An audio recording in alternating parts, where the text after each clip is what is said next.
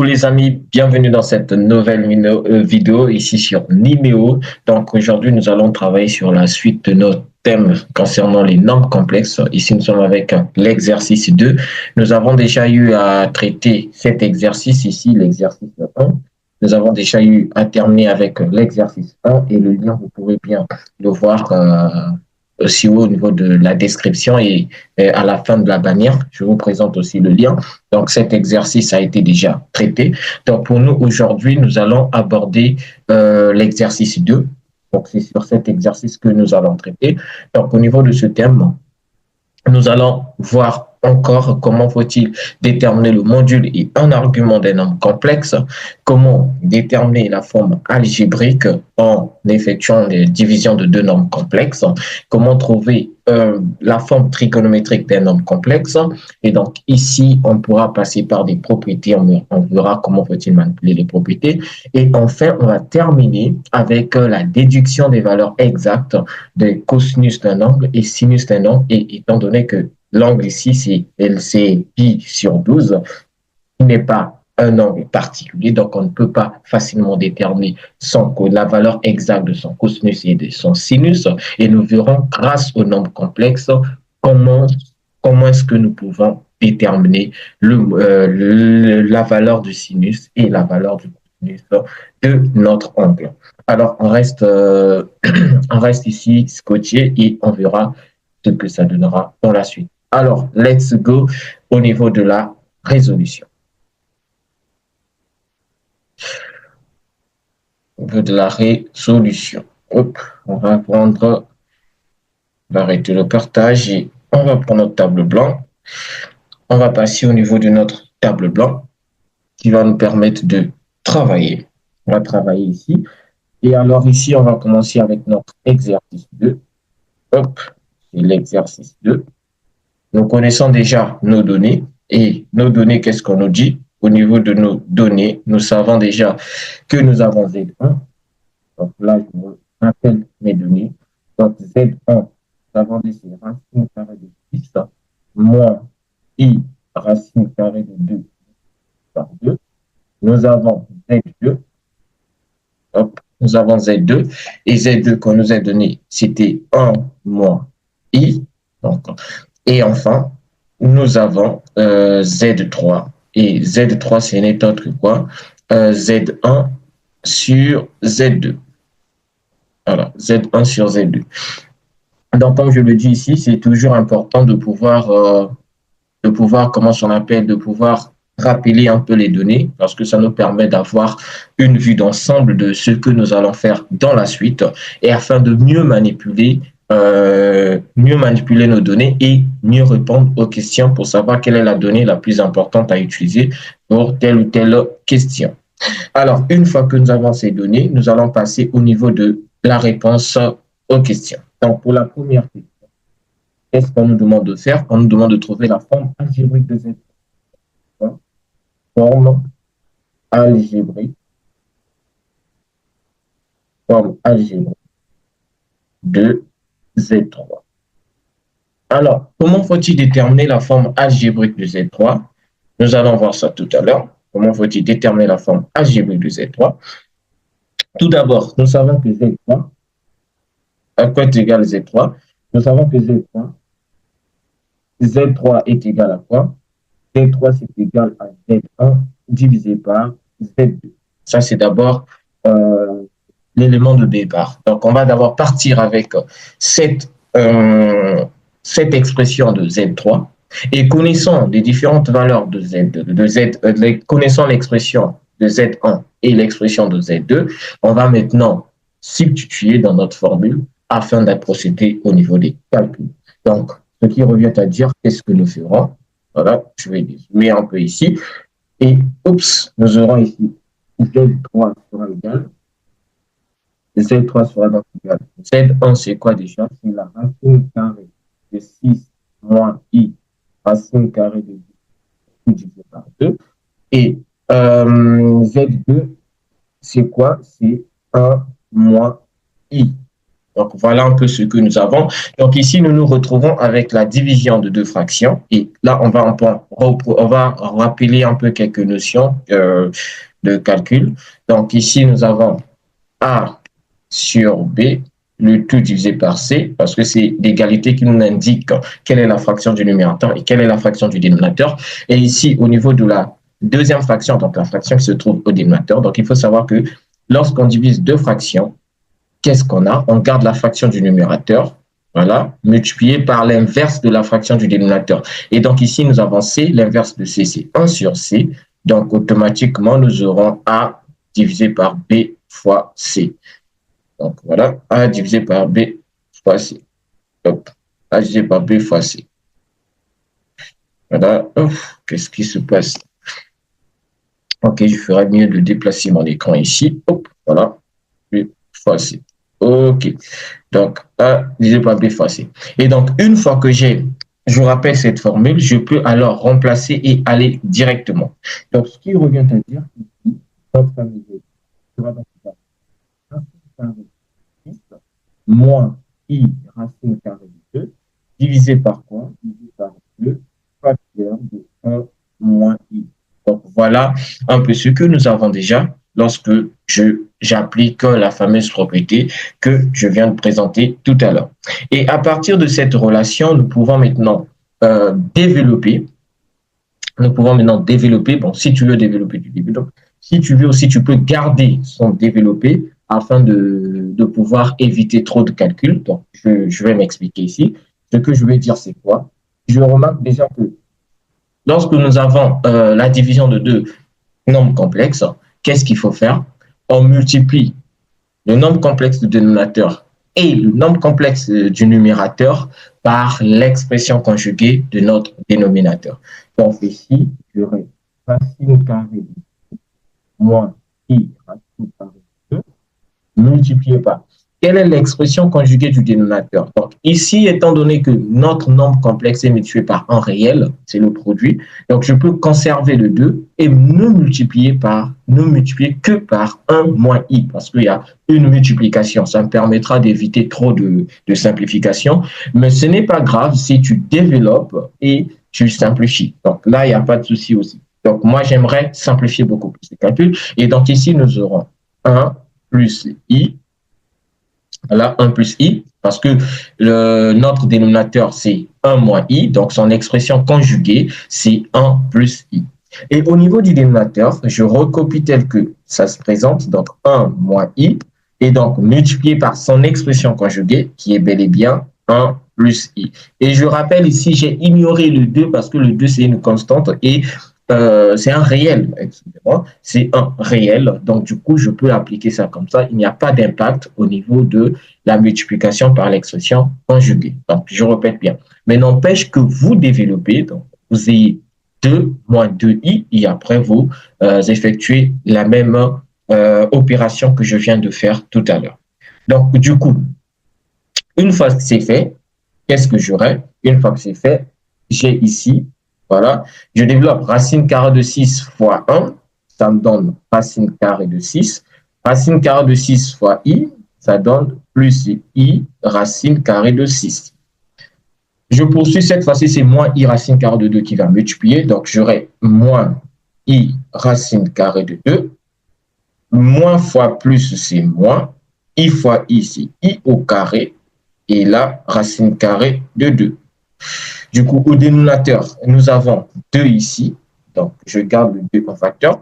Donc, je peux maintenant multiplier 1 moins i fois 1 plus i. Et là aussi, je peux aller directement, mais là, je préfère développer. Mais sinon, je peux déjà remarquer que le produit d'un nombre complexe par son conjugué, ça me donne le carré des parties, la somme des carrés de la partie réelle et la partie imaginaire. Et si je veux, je développe. Donc, on a 1 fois 1, c'est 1. 1 fois i, c'est i.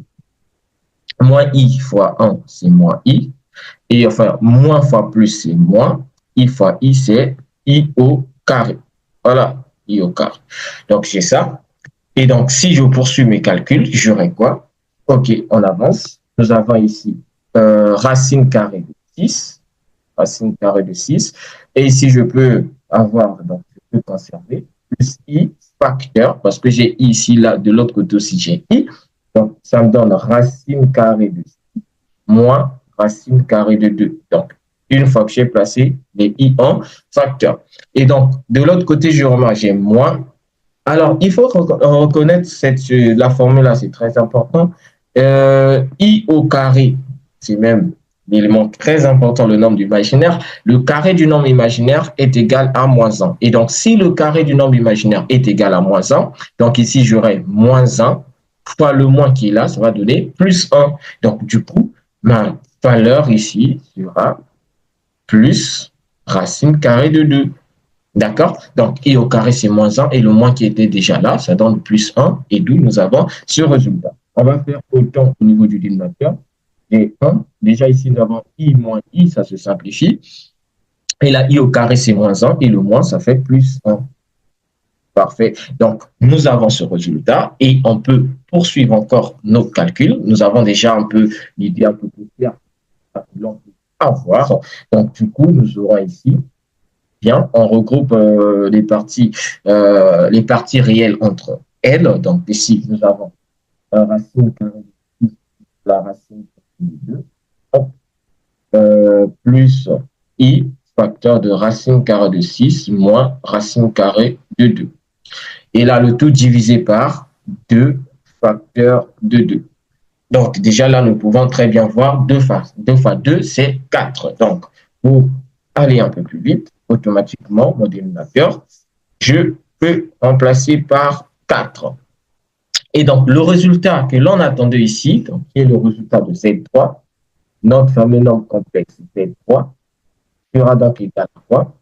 Ici, je peux partager les dénominateurs pour ressortir la partie réelle et la partie imaginaire. Parce qu'il faut savoir que lorsqu'on te demande de donner une écriture d'un nombre complexe sous la forme algébrique, il faut ressortir la partie réelle et la partie imaginaire. Donc ici, c'est ce que nous avons. Racine carrée de plus racine carrée de 2, ça c'est la partie réelle, plus le i. Et la partie imaginaire, j'ai racine carrée de 6 moins racine carrée de 2, le tout divisé par 4. Et là, c'est l'écriture algébrique de notre fameux nombre complexe Z3. D'accord? Donc Z3 qui était ici le quotient des nombres complexes Z1 et Z2. Voilà un peu pour la première question. Alors, concernant la deuxième question, on est sans oublier, concernant la deuxième question, qu'est-ce qu'il faut faire? Pour la deuxième question, on nous demande de déterminer le module et argument. Module et argument 2. Alors ici, pour la deuxième question, on va déterminer le module et les modules et un argument de Z1 et Z2. D'accord? Donc pour Z1, on calcule son module et son argument. Pour Z2 aussi, on va refaire la même opération. Alors pour ce faire, nous allons d'abord rappeler l'expression de pour Z1. Pour Z1, quelle est l'expression de Z1? Z1, c'est racine carrée de 6 moins I racine carrée de 2 sur 2. Voilà, ça c'est l'expression de Z1. Et moi, de cette expression de Z1, j'aimerais bien ressortir la partie réelle et la partie imaginaire pour me permettre de mieux effectuer mes calculs. À la première question, je n'avais pas vraiment besoin de le faire parce que c'était un peu plus rapide et puis il n'y avait pas trop d'impact. Mais ici, il y aura quand même d'impact. Donc, du coup, je préfère déjà représenter les parties réelles et imaginaires. Donc, je vais poursuivre sur la même ligne. J'aurai donc racine carrée de 6 sur 2 moins i racine carrée de 2 sur 2. Bon, voilà. Donc, j'ai ça, racine carrée de 2 sur 2. Donc, la partie réelle de, je vais souligner sans route, ça, c'est la partie réelle de Z1 et là, c'est la partie imaginaire de Z1. Ça veut dire partie réelle, c'est racine carrée de 6 sur 2 et la partie imaginaire, c'est moins racine carrée de 2 sur 2. Alors, une fois que j'ai fait ce travail, qu'est-ce qu'il faut faire maintenant? Il faut commencer par déterminer le module et un argument de Z1, bien sûr. Alors, on va commencer par module de Z1. Module de Z1. Alors, pour le module de Z1, nous allons rappeler la formule, comme d'habitude. Nous allons rappeler la formule. Donc, le module de Z1 est égal à quoi? À la racine carrée de la partie réelle au carré plus la partie imaginaire au carré. C'est pas pour moi. Plus la partie imaginaire au carré. Donc, et au carré. Ce qui est égal à quoi? À la racine carrée de la racine carrée de 6 sur 2, le tout au carré, plus, d'accord, moins la racine carrée de 2 sur 2, le tout au carré. Voilà un peu ce que ça donne. Et donc, bon, excusez-moi ici pour la logique, je ne mets pas trop de logique dans l'alignement, sinon je devais mettre ça en étage. Mais bon, c'est pour me permettre de gagner un peu d'espace. Et donc, du coup, ici, on peut remplacer, effectuer le calcul. Qu'est-ce qu'on On a la racine carrée de. Lorsqu'on prend racine carrée de 6 au carré, ça me donne 6. Le tout divisé par 2 au carré, ça me donne 4. Donc, ça, c'est pour ce calcul.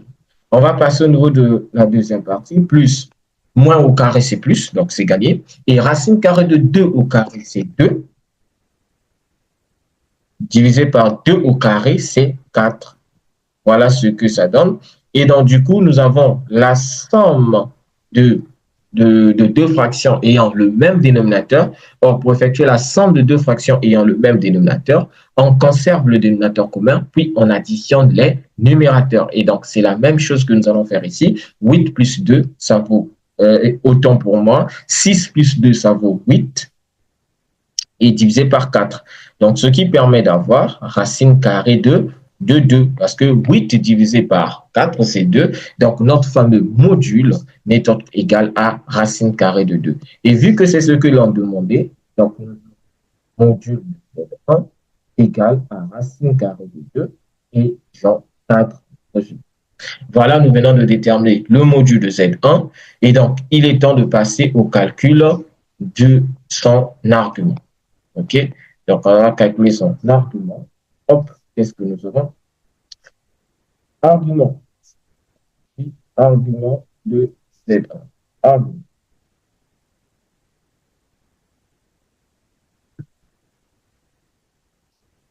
On va prendre son argument. Alors, qu'est-ce qui se passe avec l'argument de Z1? Pour l'argument de Z1, nous aurons argument de Z1. Là, hop, hop. Argument de Z1.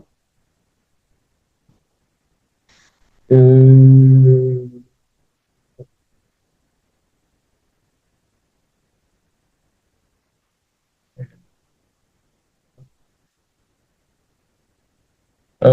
J'essaie un peu d'augmenter la couleur parce que ça semble être trop clair. Bon, on va se faire avec hop, argument de Z1. Nous avons très bien cosinus, je vais noter ici θ1 égale à A sur le module de Z1. Et sinus de θ1 sera donc égal à B sur le module de Z1. Donc ici, qu'est-ce qui se passe? Donc nous avons, pour déterminer le module et pour déterminer un argument de nombre complexe, le cosinus le cosinus de cet argument, l'angle ici, c'est l'argument, c'est l'angle. Donc le cosinus de cet angle, ce n'est autre que la partie réelle divisée par le module du nombre complexe. De même, là, pour le sinus, c'est la partie imaginaire divisée par le nombre complexe. Et tout à l'heure, nous avons identifié la partie réelle de Z1 et la partie imaginaire de Z1. Et pourquoi j'ai mis θ1? J'ai juste mis θ1 parce que nous utilisons Z1. Donc, c'est juste pour différencier parce que nous allons aussi calculer le module et un argument de Z2. Donc, dans cette situation, qu'est-ce que je fais? J'aurai donc ici cosinus de θ1 égale la partie réelle, nous avons déjà identifié, c'était racine carrée de 6 sur 2. Et le module, c'est ce que nous avons déterminé tout à l'heure, qui est racine carrée de 2. Et la sinus de θ2, de θ1, autant pour moi, c'est n'est autre que quoi? C'est moins 1 demi que l'on divise par racine carrée de 2. D'accord? Autant pour moi, c'est racine carrée de 2. Ici, je crée des titres, voilà. Donc, c'était moins racine carrée de 2 sur 2, le tout divisé par racine carrée de 2. Et donc, à partir de là, on peut alors remplacer et calculer. Donc, ici, je peux continuer là. Je peux continuer sur la même ligne. Donc, j'aurai cosinus θ 1 sera donc égal à la racine carrée de 6 sur la racine carrée de 2 multiplié par l'inverse du dénominateur qui est 1 sur racine carrée de 2. Euh, donc ici, c'est racine carrée de 2 sur 2. Oh, ici, hop, et là. OK. Et donc ici, sinus θ 1 sera donc égal à moins racine carrée de 2 sur 2, que l'on va multiplier par l'inverse, donc racine carrée de 2. Et donc ici, lorsqu'on va effectuer les calculs, bon, pour la personne qui voit rapidement, il peut déjà soit rendre rationnel, et la personne qui en voit rapidement, qu'est-ce qu'il peut faire? Il peut déjà remarquer que racine carrée de 6, c'est net entre racine carrée de 2 fois racine carrée de 3, ce qui te permet de vite effectuer la simplification et obtenir le résultat. Mais au cas contraire, vous rendez rationnel vos différents dénominateurs, ce qui va nous permettre d'avoir les résultats suivants. Donc, pour cosinus de θ1, j'aurai racine carrée de 3 sur 2. Pourquoi? Parce que la racine carrée de 6, c'est racine carrée de 2 fois racine carrée de 3. Et du coup, je simplifie les racines carrées de 2, ce qui me restera racine carrée de 3 sur 2. Et en ce qui concerne le sinus de θ1, les racines carrées de 2, c'est déjà très visible ici pour la simplification. Donc, sinus de θ1 va me donner moins 1 demi. Alors, quel est cet angle? Donc, le cosinus est racine carrée de 3 sur 2 et le sinus moins 1 demi. Alors, si on a du mal à retenir, j'ai fait une vidéo sur ça et c'est un short aussi qui est assez viral. Donc, où j'explique comment vous pouvez avoir un peu le cosinus et le sinus d'un angle, donc facilement. Je l'ai fait aussi avec l'exercice précédent. Là, il suffit de cacher le moins. Vous allez essayer d'ignorer le moins. Donc, vous allez voir quel est cet angle entre le cosinus pour racine carrée de 3 sur 2, sinus racine 1 demi. Bon, en regardant notre tableau trigonométrique, c'est pi sur 6. Et donc, lorsque le sinus est négatif, nous nous trouvons dans quel quadrant? Nous nous trouvons dans le quatrième quadrant où la valeur de l'angle est égale à moins la valeur de notre angle lorsqu'elle est positive. Donc ici, l'argument, je vais rappeler d'abord donc ici θ1, c'est n'étant que moins pi sur 6, modulo de pi. Voilà. Donc, un argument de Z1 sera donc égal à moins pi sur 6 modulo de pi. Donc, voilà un peu le résultat que l'on aura pour un argument de Z1. Voilà un peu ce que nous avons pour un argument de Z1. Donc, du coup, le module de Z1, c'est mon racine carrée de 2 et un argument de Z1, c'est moins pi sur 6 modulo 2pi. Donc, voilà un peu pour le Z1. Nous allons faire, vu que nous venons de faire celui de Z1, nous allons passer maintenant au calcul du module de Z2. Alors, ici, pour Z2, alors, on commence pour Z2. Pour Z2, donc, on commence par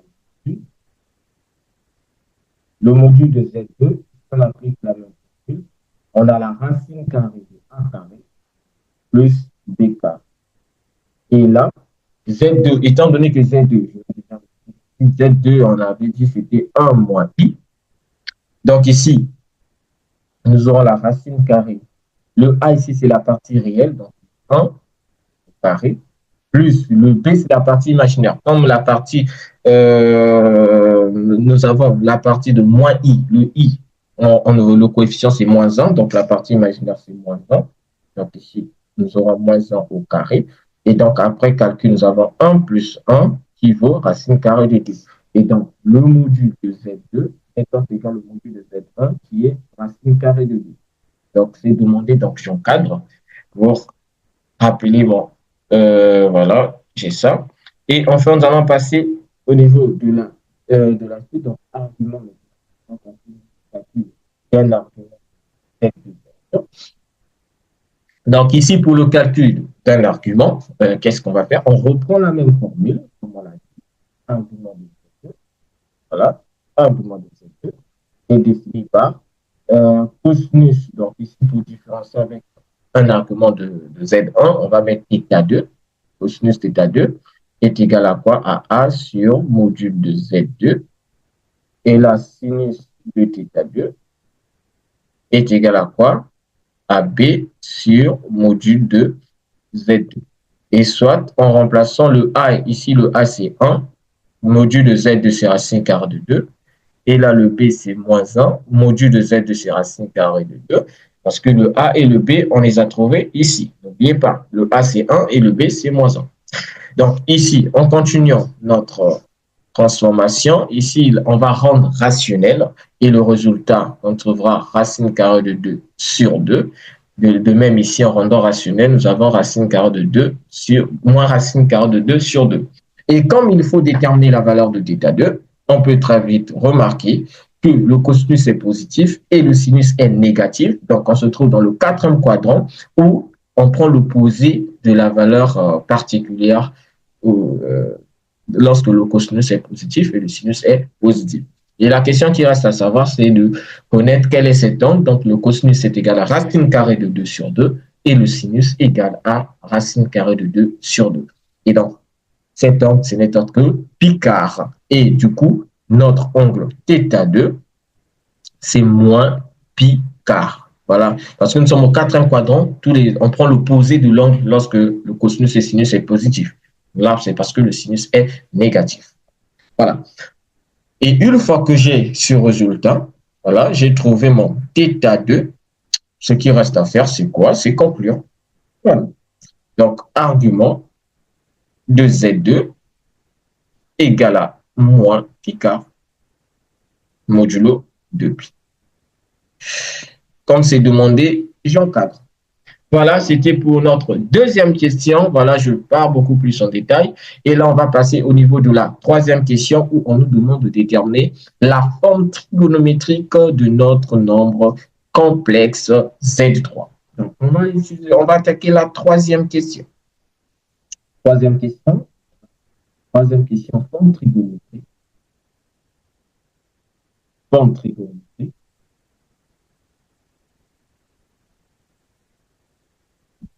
Forme trigonométrique de Z3. Alors, pour la forme trigonométrique de Z3, on va d'abord rappeler c'est quoi la forme trigonométrique. Donner la forme trigonométrique de Z3 et écrire sous la forme Z3 égale à module de Z3 cosinus θ3 plus I sinus θ3.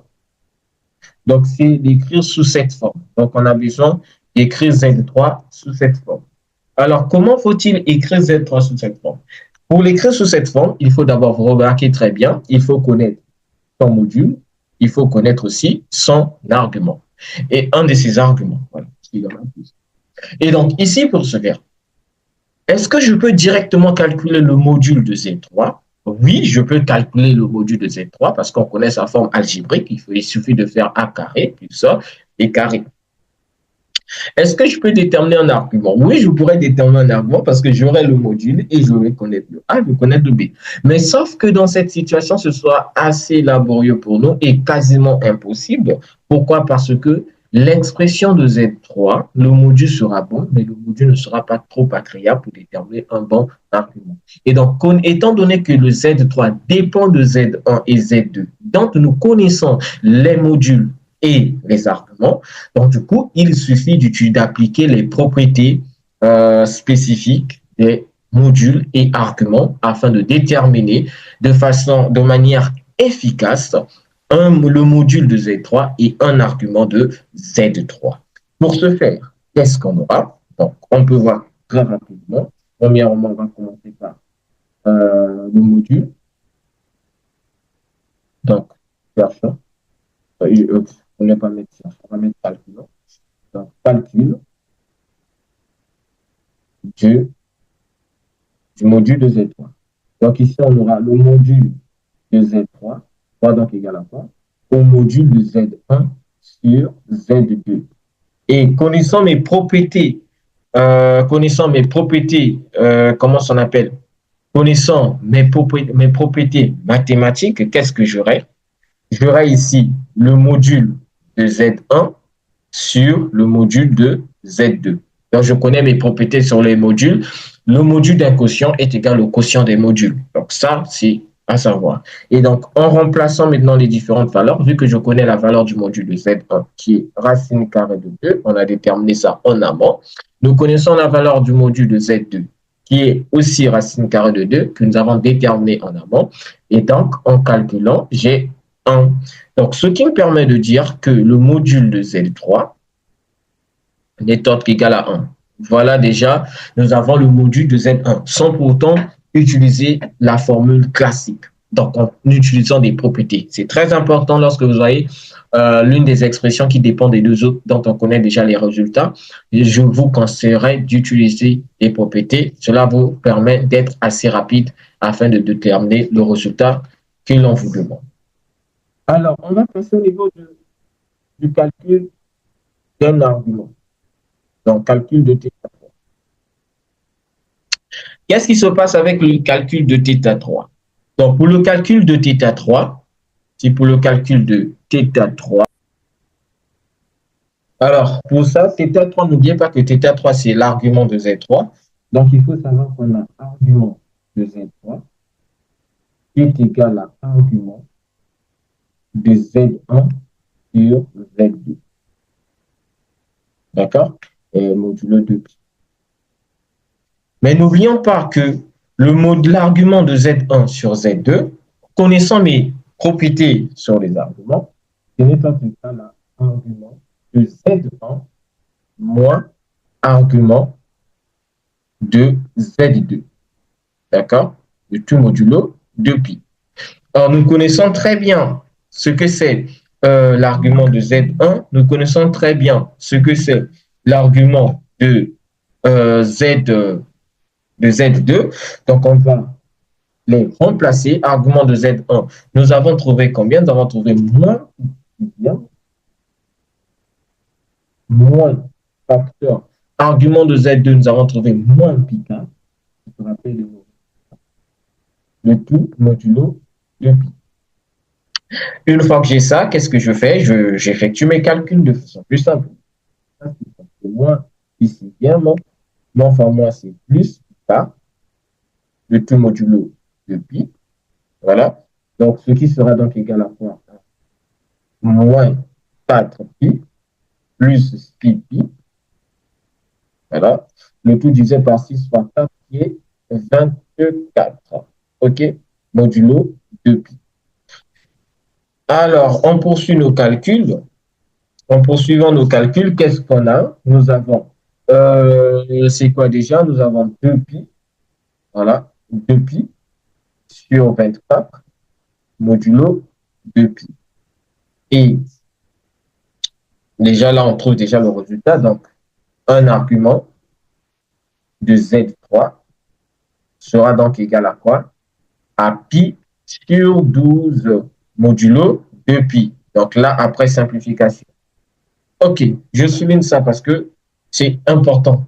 Et donc, l'argument de Z3, ce n'est autre que le θ3 que nous avons défini dans notre écriture de la forme, comment ça s'appelle, trigonométrique de Z3. Et donc, on peut conclure, en connaissant déjà tous nos éléments, on peut alors conclure que, comment ça s'appelle, Z3 sera égal à 1 multiplié par cosinus de pi sur 12 plus i sinus de pi sur 12 et je ferme mon crochet. Voilà un peu ce qu'on m'avait demandé de déterminer, qui n'est autre que quoi? Le module et un argument de Z3. Module et un argument de Z3. Alors, nous allons passer au niveau de la toute dernière question, qui n'est autre que la déduction des valeurs exactes de sinus et cosinus. Donc là, c'est pour la quatrième question. Voilà. Valeur exacte, valeur exacte de cosinus pi sur 12 et sinus pi sur 12. Alors, pour les valeurs exactes ici, le secret, c'est quoi? Premièrement, je rappelle d'abord, qu'est-ce qui porte pi sur 12 et le pi sur 12, c'est Z3. Donc, je vais rappeler la formule de Z3 qui porte cosinus de pi. Nous l'avons vu tout à l'heure. C'est cosinus de pi sur 12 plus i sinus de pi sur 12. Donc, pour ne pas dire sa forme trigonométrique. J'ai ignoré ici le 1. On peut voir ça ici, le 1, vu que tout nombre est tué par 1, c'est toujours la même chose. Donc, je l'ai ignoré. Et donc, du coup, je vais prendre encore une deuxième information, qui est l'écriture de Z3 sous la forme algébrique que nous avons eu à trouver au bout de la première question. Donc, racine carrée de 6 plus racine carrée de 10 divisé par 4 plus i racine carrée de 6 moins racine carrée de 2 divisé par 2. Donc, à partir de là, qu'est-ce que je peux faire? Je peux passer par identification. Donc, par analogie, on peut très bien voir que cosinus de pi sur 12 est égal à racine carrée de 6 plus racine carrée de 2 sur 4 et sinus de pi sur 12 qui est égal à racine carrée de 6 moins racine carrée de 2, le tout divisé par 4. Donc, voilà ici terminé avec cet exercice. Donc, pour déterminer les valeurs exactes, il nous fallait juste connaître la forme trigonométrique de nombre complexe qui porte l'angle et la forme algébrique de ce même complexe. Et je passe par identification. Donc, voilà, ici terminé avec notre vidéo. Vous avez vu que c'était très simple et très rapide dans la résolution, tout simplement parce que le module de Z3, ce n'est autre que le 1. Mais sinon, il y aura des cas où le module, c'est différent de 1, donc il y aura encore un peu plus de calcul à faire afin d'arriver au niveau du résultat. Donc, voilà un peu pallier au niveau de la deuxième question. Et s'il y a des zones qui sont encore floues lors de la résolution, n'hésitez pas de réagir au niveau des commentaires ou d'effectuer des suggestions. Je reconnais que la vidéo est pas mal longue, mais cela a été conçu pour essayer d'apporter maximum de détails pour une compréhension plus approfondie et pour une facilité de manipulation de façon autonome. Donc, c'est par ici que se termine notre vidéo. N'oubliez pas de liker et de vous abonner pour ceux qui viennent de découvrir la chaîne et surtout d'activer la cloche de notification afin de ne rater aucune de nos nouvelles prochaines vidéos. Alors, là, nous essayons de réfléchir encore ici pour les lives, parce que j'aimerais bien mettre les lives, mais je réfléchis encore sur quel logiciel je pourrais bien faire mes lives afin que nous puissions travailler en direct avec ce tableau blanc. Et donc, très bientôt, nous allons commencer à faire les lives et on va s'engager pour 2 à 3 lives pour la semaine. Vu mon agenda aussi, comme ça, on pourra tout le temps être là en fonction de vos sujets, évoluer ensemble afin de pallier quelques difficultés et afin de mieux préparer les différents examens ensemble. Alors, on se dit à la prochaine occasion.